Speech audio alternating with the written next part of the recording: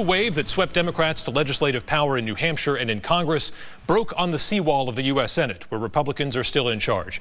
But there's definitely going to be a new balance of power in Washington, and Senator Maggie Hassan is going to be right in the middle of it, and she's our guest this morning. Thanks for joining us, Senator. Thanks for having me. I appreciate it. So what's your read on those midterm elections? Well, look, what I think we heard from Granite Staters, and I think we heard it from the American people, is they really want us to work together and address the challenges that we have as a country. And so I think it's incumbent on us to follow the example of the people we represent, which is to work together to get things done.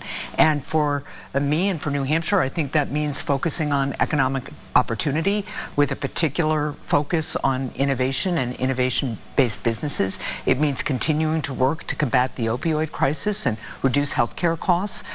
We know we have more to do in any number of fields around things like rural broadband, and we have to focus on keeping our country safe, secure, and free. And so I'm committed to doing that and committed to working across party lines as I have been for my first 2 years. So right after Election Day, President Trump calls on Jeff Sessions to resign as Attorney General, and he does. The acting Attorney General, Matt Whitaker, there's been a kind of steady drumbeat of criticism of his background and what he might do vis-a-vis the Mueller investigation. What do you think in terms of this gentleman being the top law enforcement officer in the land? Do you have confidence in his leadership? Well, first of all, I'm very concerned about the president's actions here, essentially firing Jeff Sessions and then bringing into office Mr. Whitaker. First of all, there are legal experts from both sides of the aisle who have questioned whether it was constitutional to bring in Mr. Whitaker because he hasn't faced Senate confirmation. I am also very concerned that Mr. Whitaker has expressed disdain and disregard for the Mueller investigation. I think that's grounds for recusal. I think he should recuse himself. More than anything, it's also time for Republicans as well as Democrats, all of us in Washington, to remember that we took an oath to the Constitution of the United States, not to any single president, not to any single person, and we need to protect the Mueller investigation.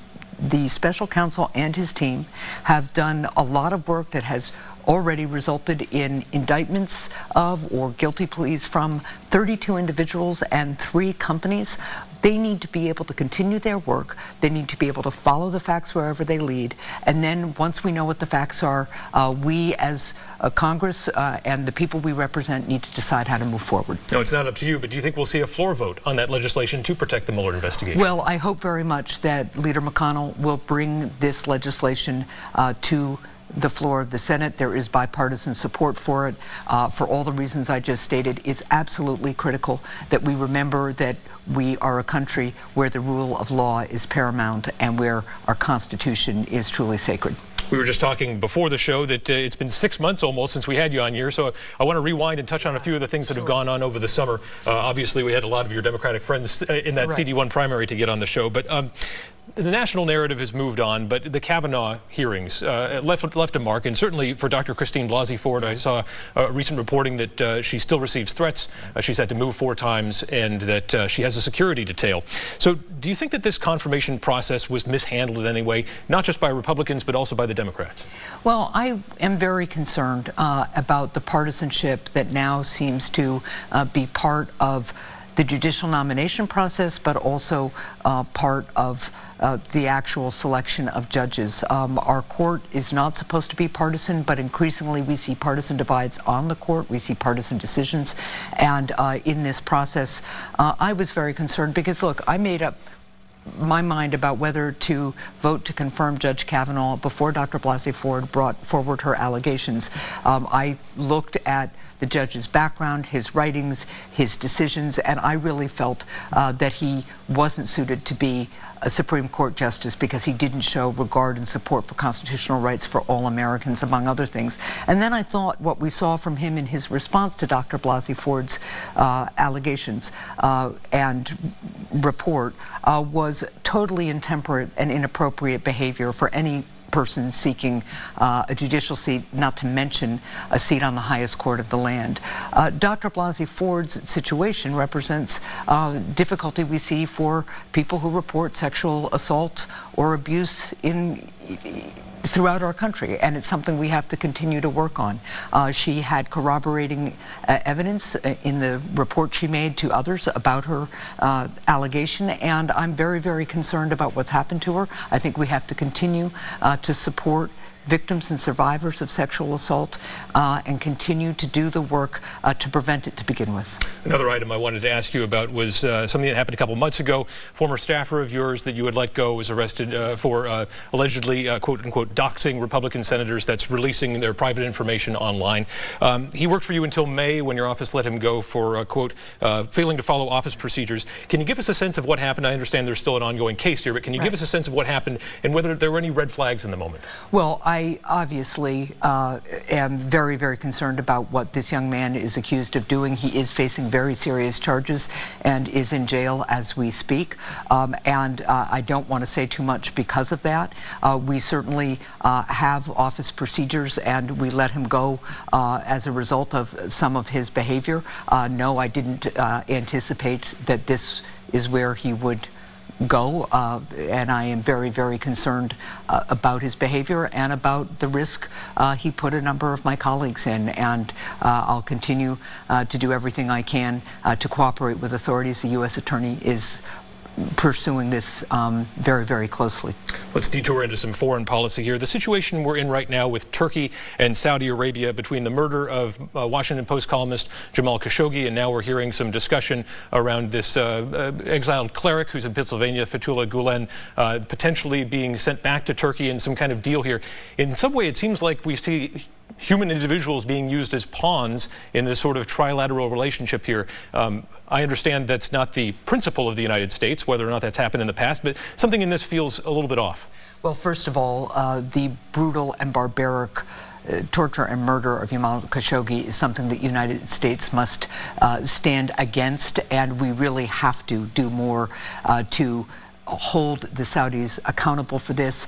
We have to stand up for human rights. We have to stand up for the First Amendment and freedom of the press, and we have to stand up for the rule of law. And I'm very concerned that the administration's response has been tepid, and I don't think our response on Khashoggi's murder should have anything to do with any kind of negotiation with Turkey, especially when it comes to the freedom and possible risk to a resident of the United States of America. This is one of those areas where we see a family member of the president who's also his advisor involved. How does the Senate keep a check on that? This is something that I think people want to see because there are lots of relationships layered in here.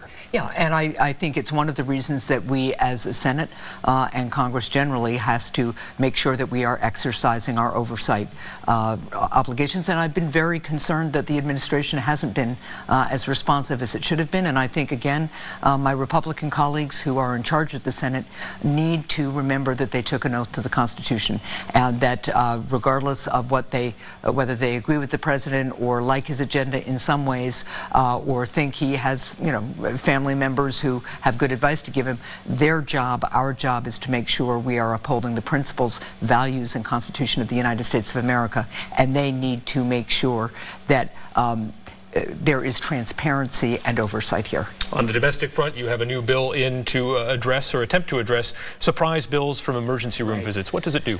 Well, so, one of the things I kept hearing from constituents, and senators from both parties have been talking about this, is that, you have insurance coverage, you go to a provider, especially a hospital that you know is in your network, you call ahead, you're told, or you have an emergency and you're taken or go to the closest emergency room, and you find out later when you get this surprise bill that one of the providers who was involved in your treatment in some way, even somebody you might not have ever seen in a lab or a radiologist, let's say, wasn't in the network, and so they're billing you for an out-of-network expense. Your insurance company says, well, that's not our problem, you have to pay the bill.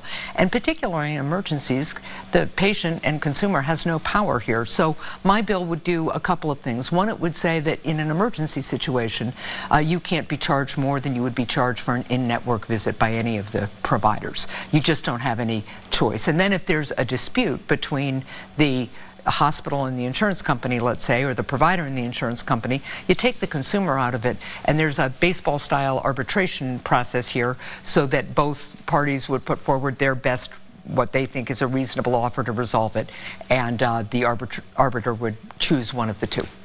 And we are heading into a political season here. The First in the Nation primary will start ramping up. We're likely to see some of your Senate colleagues coming in here. They've got a bit of an inside track being able to access you without having to come to New Hampshire.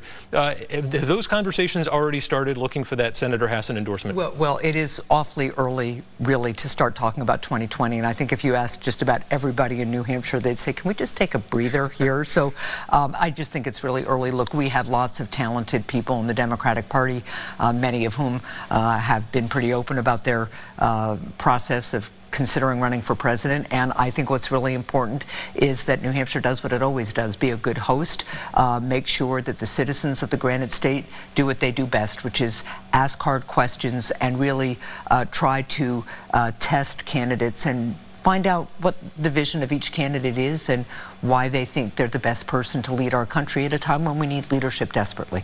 All right, Senator Hassan, thanks for stopping by. Thank you very much.